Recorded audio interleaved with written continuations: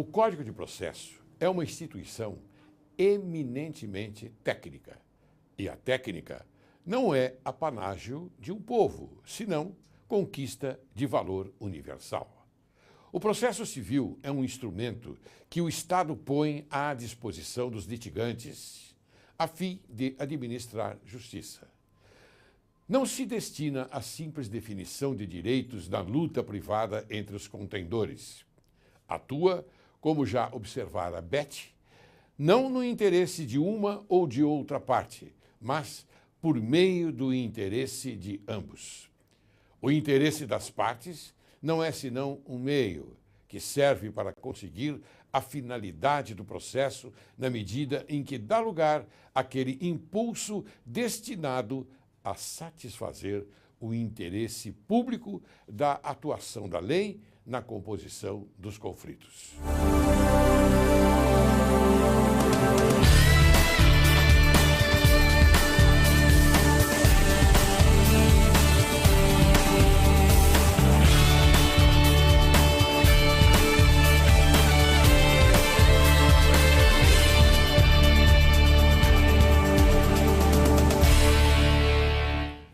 Direito e Justiça em Foco hoje apresenta um tema diferenciado. Novos rumos do Código de Processo Civil. Porque você sabe perfeitamente que a nossa legislação ela é modificada sistematicamente. Então, haja dinheiro no bolso para comprar livros, normalmente para os estudantes. Então, hoje nós trouxemos aqui uma grande personalidade que conhece profundamente o tema, ou seja, o Código de Processo Civil. Trata-se Eduardo Arruda Alvim. Possui graduação em Direito pela Pontifícia Universidade Católica de São Paulo, 1992, mestrado pela mesma universidade em 1996 e também doutorado pela mesma universidade em 2007. Atualmente é professor, bacharelado, especialização, mestrado e doutorado da Pontifícia Universidade Católica de São Paulo, a PUC, e da Faculdade Autônoma de Direito, FADISP. Tem experiência na área de direito, com ênfase em direito processual civil, direito tributário, direito processual tributário, direito administrativo, direito processual constitucional, atuando principalmente nos seguintes temas: processo judicial tributário, recursos, procedimentos especiais, mandado de segurança, fazenda pública, etc, etc, etc. O currículo dele é extenso. E eu quero, inclusive, dar a notícia de que há um recente lançamento do Código de Processo Civil comentado em coautoria com Arruda Alvim, seu pai, e Araquém de Assis, pela editora GZ do Rio de Janeiro. Então, veja, eu sempre apresento o currículo, dou ênfase à vida, não é? A vida profissional do convidado. E nós temos que fazer esta observação. Ele é de uma altíssima, elevada sabedoria, conhece profundamente a sua profissão, porque nós vamos fazer com que ele transmita o seu saber para você. E esta é uma oportunidade excelente. Eduardo Arruda Alvim, como vai? Olá, desembargador Laércio Laurelli, é um prazer estar aqui, é um prazer estar no programa Direito e Justiça em Foco no dia de hoje. Você deve ter percebido, não é, a ênfase que eu dei, não é, no sentido da sua presença aqui. Porque o nosso objetivo é transmitir ao telespectador aquilo que outras televisões não fazem. Não é? Preocupam-se somente em fazer uma entrevista rápida. Nós não, nós fazemos aquilo que nos compete, ou seja, damos a informação e o conhecimento para o telespectador. Essa é a nossa missão. Então nós trabalhamos com o Judiciário, com o Ministério Público, com a advocacia, e é assim que fazemos. E por isso que eu digo, é uma honra muito grande você estar aqui. Tá? O privilégio é todo nosso. Muito bem. Então, nós sabemos muito bem que no Código de Processo Civil vigente podem distinguir-se quatro partes fundamentais. A primeira é o processo do conhecimento. A segunda, a maior de todas, é o procedimentos especiais. E a terceira, recursos e processos de competência dos tribunais de origem. E a quarta, processo de execução. Nós vamos tentar levar para você tudo isto de acordo com a projeção do novo Código de Processo Civil, quiçá quando entrará em vigor. Então, já é a primeira pergunta que eu faço a você. Você acha que vai entrar em vigor logo ou não? Olha, eu acredito que sim. Eu acredito que o novo Código, quer dizer, não digo se vai entrar em vigor logo, mas eu acredito que o Código de Processo Civil, o novo Código de Processo Civil é algo que veio para ficar. Ou seja, por outras palavras, eu não acredito que esse projeto vai terminar como outros terminaram, a Lei da Ação Civil Pública e coisa e tal, engavetado. Não acho que seja uma coisa rápida e acho que esse código, um exercício de futurologia, deve entrar em vigor talvez no fim do ano que vem, com uma vacatio legis de 1 ano. É o que eu estimo. Bom, agora vamos então às modificações que você acha importante, aquelas que, afinal de contas, foram observadas pelos seus estudos, pela eloquência do seu saber, não é? E então fazermos uma comparação. Não é? E eu gostaria de, inicialmente, não é, falar sobre o sistema de recursos especiais repetitivos que tem contribuído para diminuir o trabalho do STJ. Como é que você vê esse assunto? Eu gostaria de responder essa pergunta, doutor Laércio, dividindo a resposta em 2 tópicos.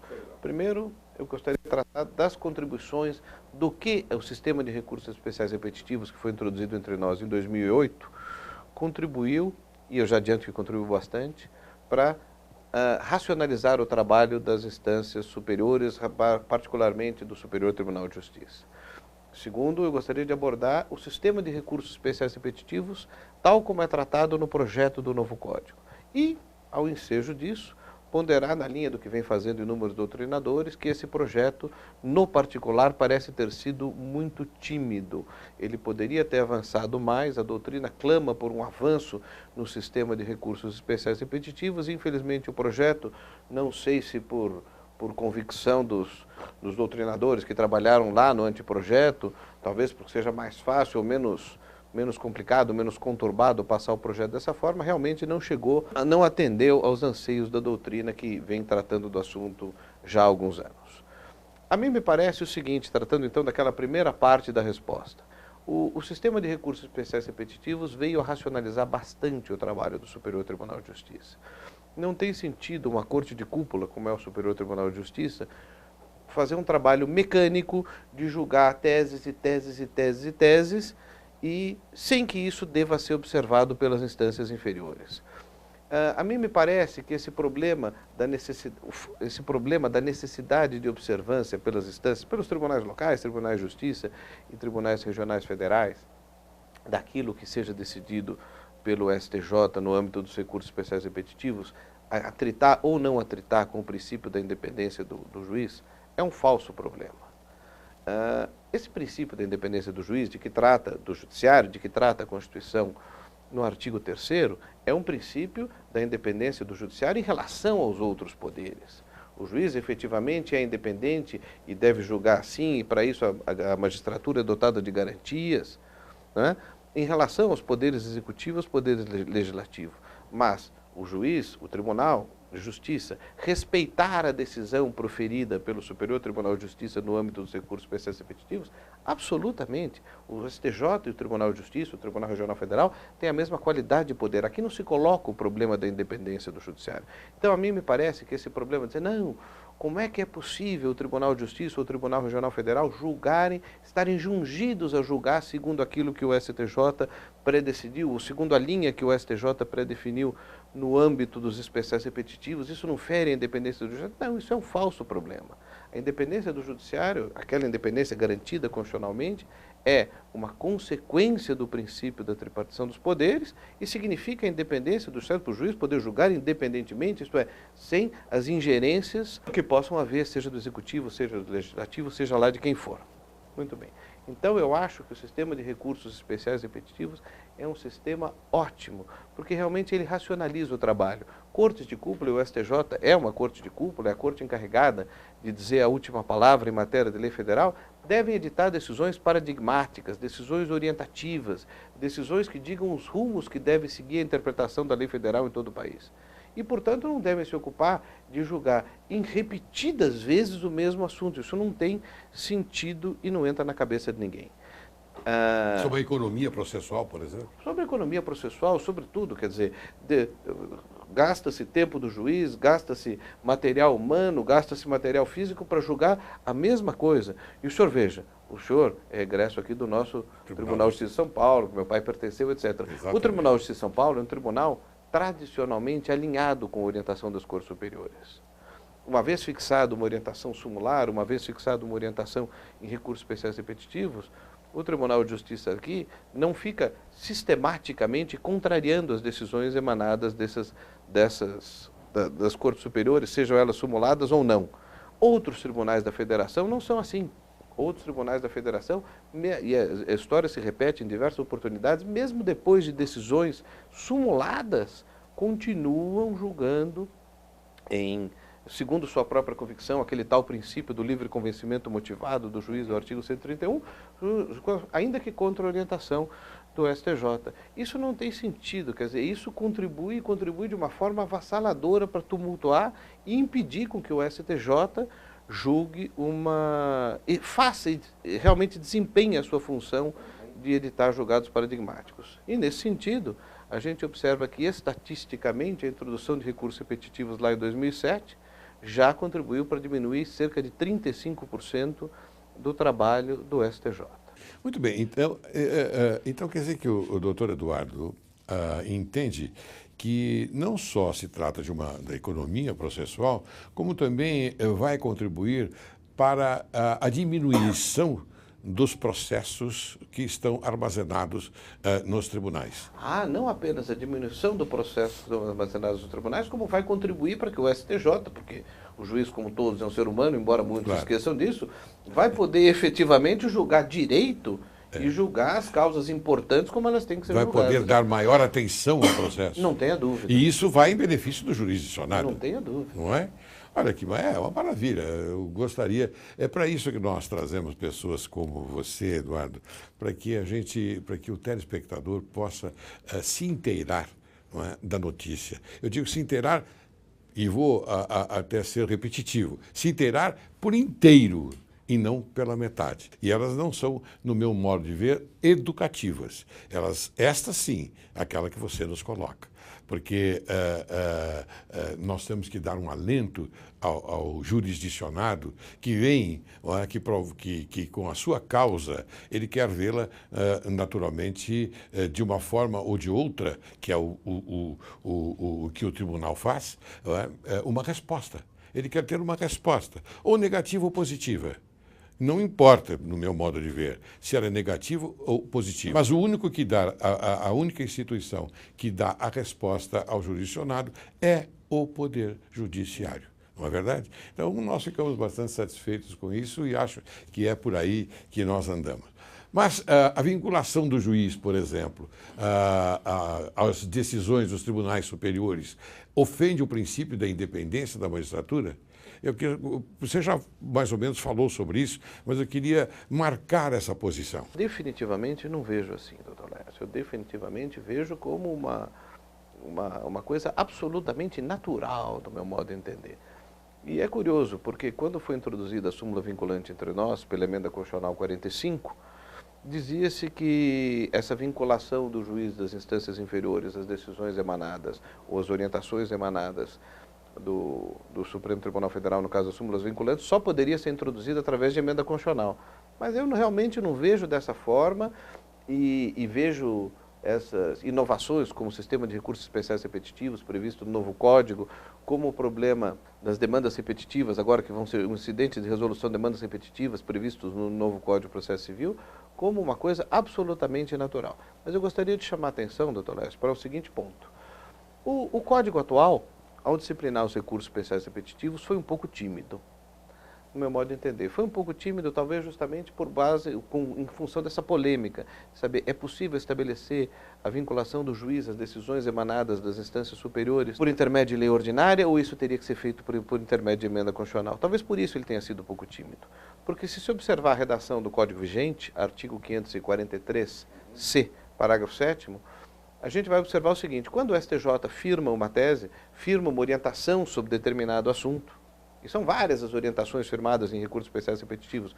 Uma delas, eu me lembro, por exemplo, é o problema de saber se aquele sujeito que já está negativado tem direito à indenização por danos morais se vier a ser ulteriormente negativado por outro motivo. O STJ firmou o entendimento em especiais repetitivos de que não. Mas esse sistema de recursos atuais repetitivos diz o seguinte: quando o STJ decide alguma coisa e firma a orientação dos recursos especiais repetitivos, o recurso que está sobrestado aqui na instância local, no Tribunal de Justiça ou no Tribunal Regional Federal, volta para a Câmara para ser rejulgado se a Câmara tiver decidido em sentido contrário ao STJ. Ótimo, mas não prevê. Mas, muito pelo contrário, ele prevê a possibilidade de, uma vez voltando para a Câmara, ou para a turma, no caso do Tribunal Regional Federal, a turma ainda assim insiste em manter a orientação contrária àquela que veio a ser firmada pelo STJ. Isso me parece um contrassenso.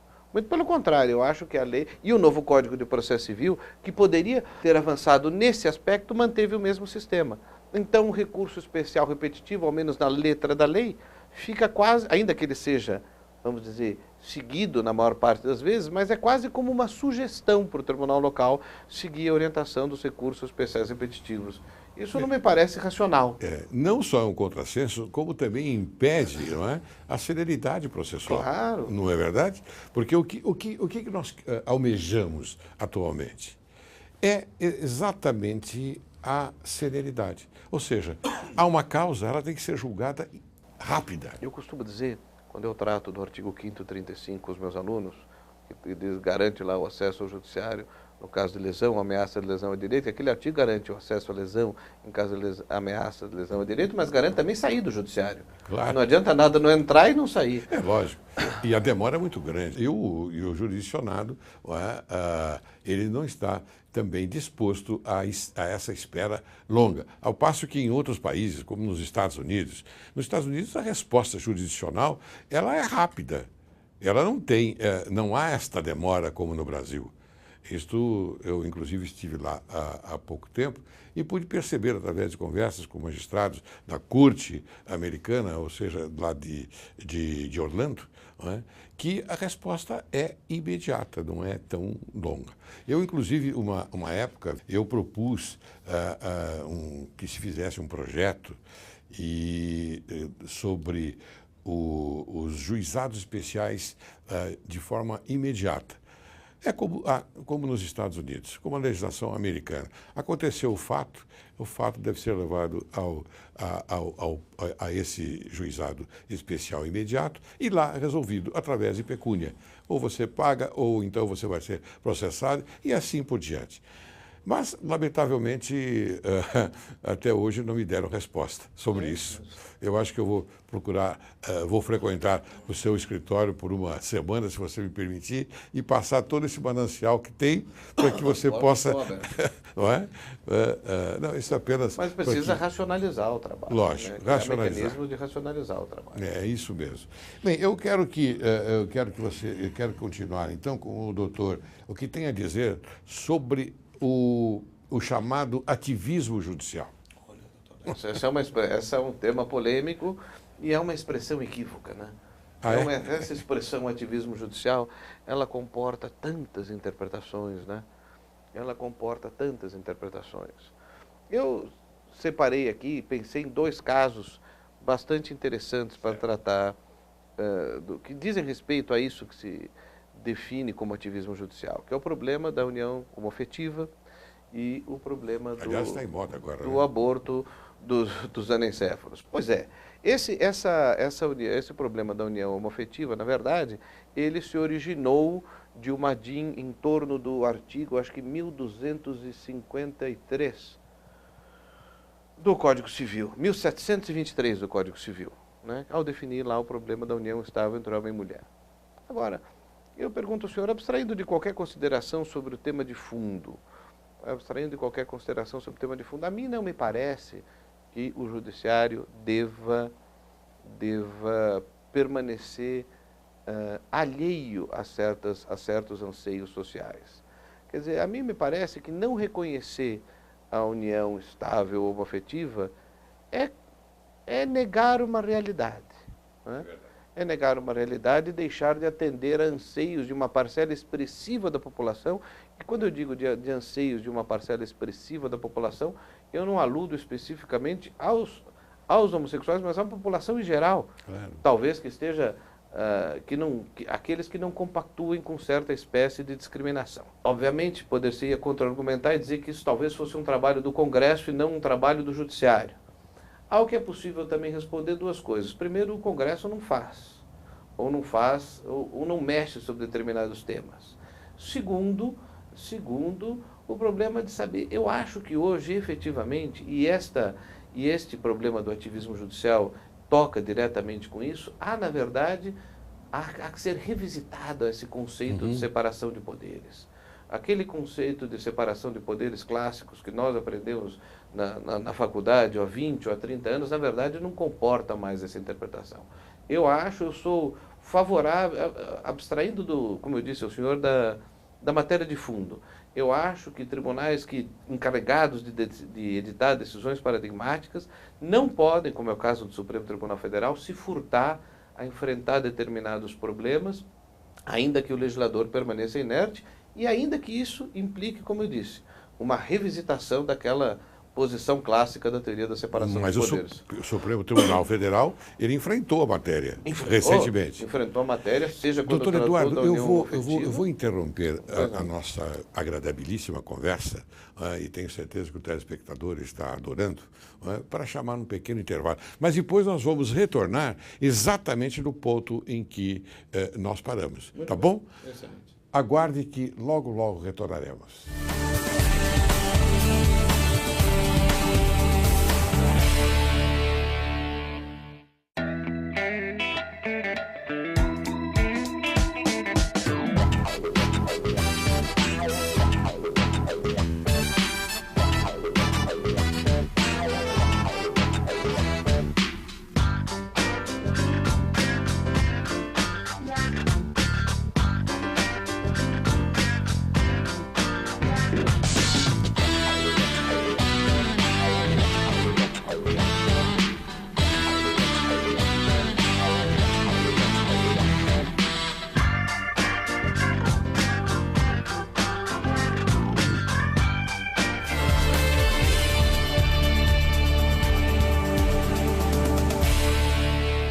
Ao retornarmos, primeiramente eu queria cumprimentar o Dr. Thomas Nau, que é convidado no nosso programa, para inclusive fazer algumas perguntas ao nosso convidado. Como vai, Dr. Nau? Tudo bem, bom? Dr. Laércio? Tudo bem? E em seguida, aqui, o já conhece o doutor? Conheço o Dr. Eduardo Arruda Alvim, professor da PUC, que nem o senhor falou no começo, o currículo dele é extenso. Extenso. Então, é a pessoa indicada para tratar desse assunto, que é das modificações, Dr. Laércio. Muito bem, ótimo. E eu peço, então, ao meu querido Dr. Eduardo Arruda Alvim que prossiga do ponto em que nós tivemos que interrompê-lo para apresentar o intervalo. Sim. Não, na verdade, eu acho que eu disse o essencial. Eu tenho a impressão que é preciso, então, que nós temos... É preciso, e mais do que isso, é um movimento inevitável, essa readequação, essa reacomodação dos poderes. A linha, vamos dizer assim, a linha divisória da separação dos poderes avançou um pouco. O judiciário não pode, isso não é um movimento de agora. O senhor veja, a própria redefinição da interpretação da função do mandado de injunção pela qual que o Supremo atravessou nos últimos anos é denotativa disso. O Supremo evoluiu de uma interpretação inicial lá, que era liderada nos primeiros anos de vigência da Constituição, liderada pelo ministro Moreira Alves, no sentido de que o mandado de injunção significaria apenas que o Supremo deveria instar o Poder Legislativo a legislar, por uma interpretação onde o Supremo funciona como verdadeiro legislador positivo, ainda que para o caso concreto. O Supremo edita a norma para aquele caso até que sobrevenha uma norma geral e abstrata posterior. Então, esse é um movimento que tem se manifestado em diversos setores. E neste ponto aqui, em determinadas situações, quando as modificações talvez devessem vir, segundo uma visão tradicional do legislador, mas não vêm, tribunais, principalmente como o Supremo Tribunal Federal, não podem permanecer inertes. Prever a união estável entre homem e mulher não significa que o Supremo Tribunal Federal deva aceitar isso e não dar a esse dispositivo uma interpretação conforme a Constituição, que não admite qualquer espécie de discriminação, no meu modo de entender, contra a união homoafetiva. O outro exemplo que o senhor colocou no primeiro bloco, que eu gostaria que prosseguisse, sobre o anencéfalo, né? Pois é, esse problema do aborto dos anencéfalos eu acho um pouco mais complexo. Um pouco mais complexo porque mexe com muitas convicções íntimas das pessoas. Eu, por exemplo, jamais me sentiria apto a julgar isso. Tecnicamente, abstraindo das minhas convicções religiosas íntimas, eu vejo um absurdo criminalizar a conduta da mulher que sofre, que é obrigada a ter um filho, que vai efetivamente ter chances de vida mínimas ou nenhumas e passar por um sofrimento muito grande durante esse período. Por outro lado, do ponto de vista íntimo, segundo as minhas convicções pessoais, eu não aceito isso. Então eu me sentiria numa posição muito desconfortável. Talvez, se eu tivesse que julgar isso, não gostaria de ter julgado, eu seguisse a linha adotada pelo ministro César Peluso. Eu diria que não julgaria a DPF procedente, porque esse julgamento se originou de uma DPF, a DPF 54, porque eu diria que desde que há concepção há vida e, portanto, não seria possível admitir o aborto. Inclusive, ele colocou de uma forma plausível, a mim me parece que é aquilo que é o esperado. Depende da vontade da mulher. Nós não podemos cercear este momento importante que é a vontade. E a vontade da mulher, no meu modo de ver, ela é substancial num problema como este. Porque ela sabe, embora ela saiba que aquele ser que ainda está sendo desenvolvido dentro dela poderá, logo em seguida, desaparecer, falecer, mas ela quer ver. Ela quer ver porque criou-se dentro dela. Então, a vontade dela é muito importante. Eu acho que esse foi um julgamento, uma decisão sábia.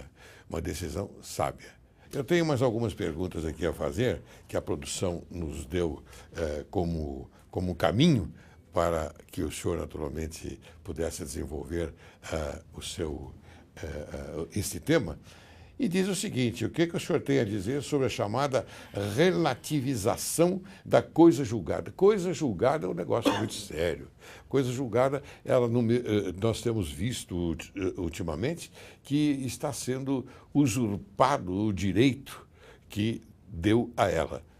Alguma coisa está acontecendo nesse sentido. Mas quem vai falar é o senhor, doutor Eduardo. Doutor Laércio, eu posso dizer, se o senhor quiser que eu diga em 2 palavras o que eu penso sobre a relativização da coisa julgada, eu diria eu sou radicalmente contra.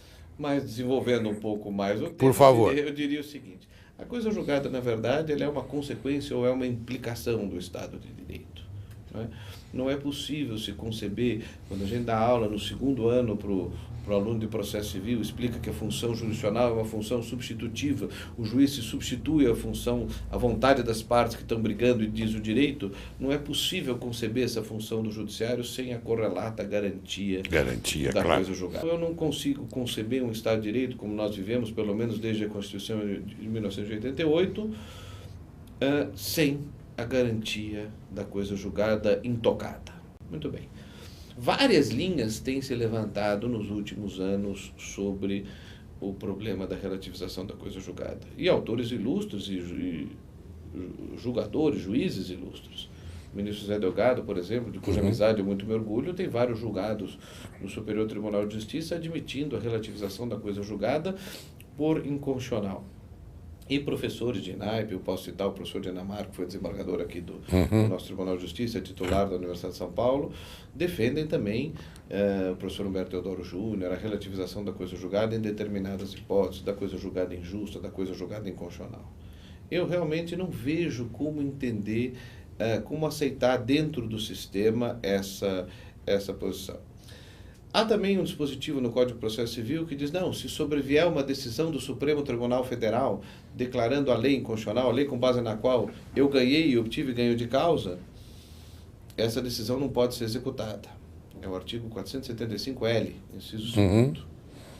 Não me parece que seja possível.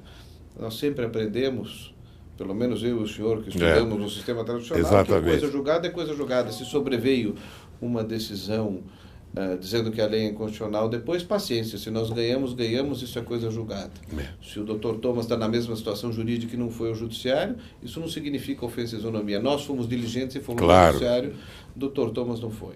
Então eu realmente não vejo, salvo as restritíssimas hipóteses de ação rescisória, inúmeros clausos, aquelas específicas ações, como vulnerar a coisa julgada. Ela é intocável como a prescrição. Intocabilíssima. Intocabilíssima. Ela é intocável. Do meu modo de ver também. Preocupam-me ainda, como eu disse, não apenas as posições de ilustres doutrinadores, como esse que eu mencionei, como ainda algumas decisões do Superior Tribunal de Justiça, da Lava, do ministro Delgado e de tantos outros ministros ilustres, no sentido da relativização da coisa, no sentido de admitir, nesta ou naquela hipótese, em maior ou menor extensão, a relativização da coisa julgada. No fim de 2010, há uma decisão monocrática ainda da Lavra do ministro Celso de Mello, uma decisão muito erudita, uma decisão de umas 30 páginas, aonde ele rebate uma a uma das hipóteses, uma das teorias de relativização da coisa julgada e reafirma essa conclusão que nós chegamos aqui. A coisa julgada pode ser vulnerada apenas naquelas hipóteses de ação rescisória e nada mais. É um alento. Seja por ser uma decisão do Supremo, seja por ser uma decisão emanada de um ministro cultíssimo, como é o caso do ministro Celso de Mello. Não representa ainda uma decisão do Supremo Tribunal Federal, porque é uma decisão monocrática. Espero que venha a ser a decisão seguida pelo Supremo. Eu também espero, porque eu acho que ela é intocável. Terminou aquela ação com um ganho ou perda de causa. Está decidido. Essa é a garantia que nós temos. É a garantia do direito, no Estado democrático de direito. Acentue-se isso. No Estado democrático de direito, nós temos que preservar a coisa julgada e dar a ela a garantia, a sustentabilidade da garantia. Há um professor ilustre, o professor Nelson Nery Júnior, que escreveu sobre a relativização da coisa julgada, na linha do que nós estamos aqui, e foi buscar os parâmetros similares ao que se diz aqui sobre relativização da coisa julgada no regime do nazismo. O senhor veja que é algo... Então, a nossa ideia está correta. Está. A afirmação da coisa julgada é algo inerente, próprio e imprescindível ao Estado de Direito. Exatamente. Muito bem. Eu quero pedir, então, ao doutor Thomas que faça uma pergunta ao nosso eminente convidado, por favor. Doutor Eduardo, eu tenho até, inclusive, uma dúvida, até como advogado, né?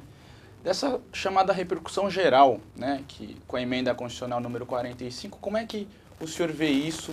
Tem sido vantajoso para o nosso sistema? Você poderia explicar isso para os... Veja, o problema, o assunto da repercussão geral é muitas vezes mal compreendido. E muitas vezes levantam contra a ideia de repercussão geral a alegação de que, na verdade, se trataria de um mecanismo pouco democrático. Quando, na verdade, quem diz isso, aqueles que defendem essa linha de posicionamento, no meu modo de entender, não compreenderam a função do recurso extraordinário. O sistema recursal permite que se recorra para discutir qualquer coisa de uma decisão de um juiz de primeiro grau aos tribunais de justiça ou tribunais regionais federais. São os recursos de apelação. Nesses recursos é possível discutir qualquer coisa. São recursos, como se diz, vocacionados a fazer justiça. Perfeito. O Superior Tribunal de Justiça e o Supremo Tribunal Federal não são tribunais vocacionados, ou pelo menos vocacionados no primeiro momento a fazer justiça. São tribunais que julgam recursos de estrito direito. são tribunais que devem dizer o direito. Evidentemente, quando o recorrente obtém ganho de causa, imediatamente o interesse dele é satisfeito. Mas o objetivo primeiro do Superior Tribunal de Justiça ou do Supremo Tribunal Federal, quando julga uma causa, é dizer o direito, é dar o norte da interpretação da lei federal, no caso do Superior Tribunal de Justiça, é dar o norte da interpretação do direito constitucional, no caso do Supremo Tribunal Federal. Então, essa função precisa ser bem compreendida. Nesse contexto, sobreveio a Emenda Constitucional 45 de 2004, trazendo a repercussão geral. E o que significa a repercussão geral? Significa que o recurso extraordinário, aquele recurso através do qual o Supremo Tribunal Federal vai dizer o direito, e só imediatamente no segundo plano, não é esse o escopo maior do recurso extraordinário, eventualmente vai satisfazer o interesse daquele que recorre, esse recurso extraordinário deve versar questões relevantes. E relevantes para quem? Relevantes para a nação. O recurso extraordinário não é um recurso que visa a satisfazer, pelo menos no primeiro plano, o anseio do Dr. Thomas recorrente, mas ele é um recurso que visa satisfazer o anseio da nação. E qual é o anseio da nação? Que o Supremo Tribunal Federal diga qual é a interpretação do direito constitucional em matérias relevantes. Exatamente por isso, vamos usar a expressão entre aspas, brigas de galinha não devem chegar ao Supremo Tribunal Federal, ainda que possam envolver matérias constitucionais. O Supremo Tribunal Federal tem que editar decisões paradigmáticas, decisões de temas de interesse nacional, de interesse social, de interesse econômico. Isso é que é a repercussão geral. Então, esta Emenda Constitucional 45 diz, para que o Supremo Tribunal Federal julgue um recurso extraordinário, a matéria tem que envolver repercussão geral, tem que ser do interesse de toda a nação. Não é para levar brigas particulares, pessoais, cujo deslinde não transcenda os interesses das partes para um tribunal de cúpula como o Supremo Tribunal Federal. Por isso é que eu digo, Dr. Thomas, que a repercussão geral é sim muito um instituto altamente democrático, porque ele permite que o Supremo julgue exclusivamente aquilo que interessa para a população em geral, para a nação, e não apenas para o recorrente. Parece com o sistema norte-americano, doutor Laércio, o stare decisis, não é isso, doutor? Isso, exatamente. Parecido. Doutor, eu vou aproveitar e fazer uma pergunta a respeito desse tema, repercussão geral, porque ela apareceu recentemente e parece que alguns advogados, me perdoem, dizer aquilo que vou colocar. Alguns advogados até agora não entenderam exatamente isso que o senhor coloca. Eles acham que é um direito exclusivo, não é, do recorrente. Um direito exclusivo do recorrente. Mas nós temos que ir mais além, e esta é uma oportunidade excelente, explicar à população, explicar ao jurisdicionado que não. Ele é o interesse, mesmo o interesse geral. Claro, o recorrente tem que demonstrar, olha, a decisão do tribunal local da qual eu estou recorrendo ofendeu a Constituição. Ótimo, mas ofendeu a Constituição e esse tema não interessa só para mim. Esse tema interessa para a nação como um todo, claro. E por isso o Supremo Tribunal Federal deve apreciá-lo. Ótimo, muito bem. Eu acho que o telespectador deve ter entendido, não é? E esta relação chamada repercussão geral que apareceu aí recentemente pela Emenda Constitucional 45/4 de 2004. Bem, então, o que dizer do incidente de resolução de demandas repetitivas previsto no CPC projetado?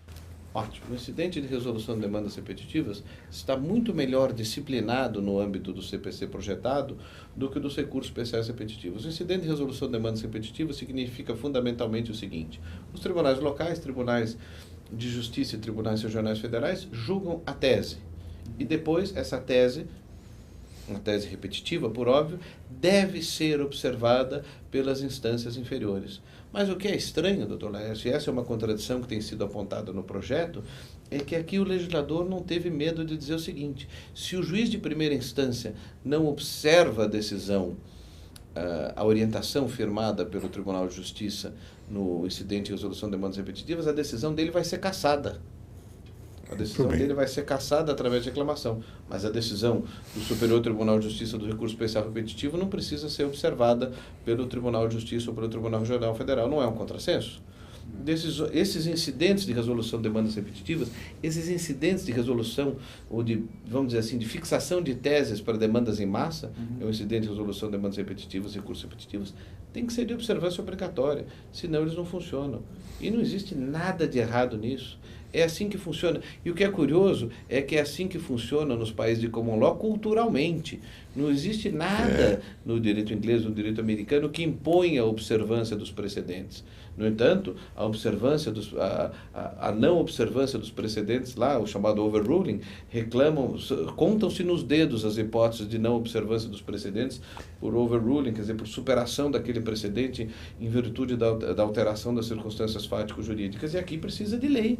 E mais, precisa de lei e precisa de um instrumento para caçar a decisão do juiz que não respeita. É um problema cultural.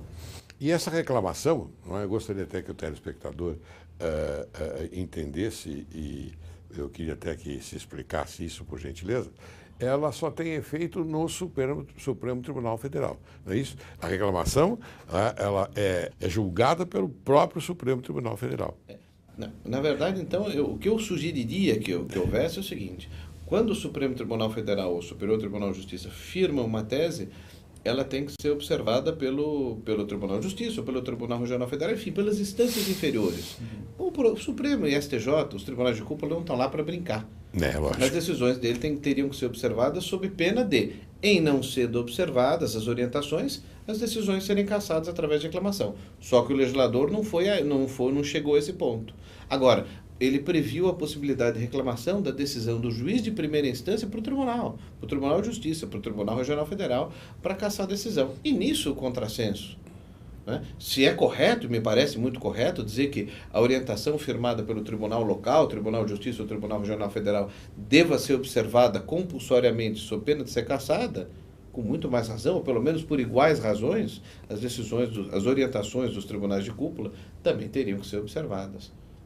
Senão o trabalho não se racionaliza e cria-se uma falsa ideia. O juiz é independente. Ele é independente do executivo, ele é independente do legislativo, mas ele não é independente do tribunal. O juiz está submetido ao tribunal. Claro. Para que o telespectador entenda, quando se fala em instâncias aqui, nós não estamos nos referindo ao segundo grau de jurisdição. O segundo grau de jurisdição é óbvio, é aquele que você vislumbra logo em seguida ao primeiro grau. Quando se recorre do primeiro grau, da primeira instância, se recorre ao segundo grau de jurisdição nos estados ao Tribunal de Justiça. Mas aqui nós falamos em terceira e quarta instância, que terceira instância se refere ao Superior Tribunal de Justiça e a quarta instância, o Supremo Tribunal Federal. Correto, doutor? Perfeitamente, doutor. Ótimo, fico satisfeito, porque às vezes nós temos que informar desta forma o telespectador, porque fica uma pergunta no ar. Meu querido doutor Eduardo Arruda Alvim, eu ficaria conversando com o senhor aqui ad eterno, mas lamentavelmente já estão fazendo sinal para mim encerrar o programa. Sim, isso é lastimável, porque quando nós nos deparamos com pessoas como o senhor, doutor, que nos traz a inteligência, que nos traz esta eloquência, eu repito esse termo que eu acho que é o termo adequado, do seu saber, nós temos obrigação de informar o telespectador, informar o povo, informar o jurisdicionado. Então, eu peço que o senhor faça suas considerações finais para que eu possa encerrar esse programa. Tá bom?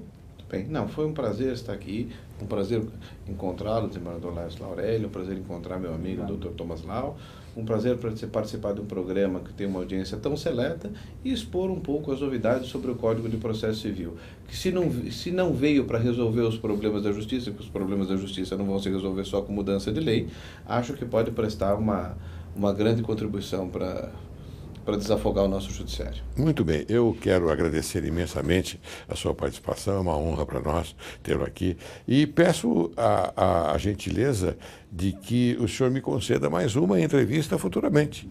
Será um prazer. Tá bom? Muito bem. Eu fico muito grato. Doutor Lau, muito obrigado pela sua atenção, doutor Thomas, e meu querido amigo doutor Eduardo, muito obrigado.